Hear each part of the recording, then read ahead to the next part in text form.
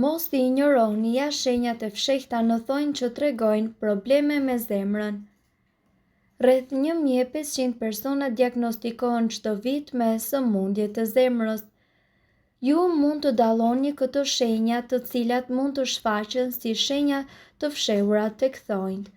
Një nga këto shenja mund të jenë vijat e errta dhe të pazakonta nën thonjë, të njohura si hemoragji në formë thekë. Këto shfaqen si vija të kuqerremta ose kafe që ndjekin drejtimin e rritjes së thojë dhe ndodhin kur keni pikse të vogla gjaku që dëmtojnë enët e imta të gjakut nën thua.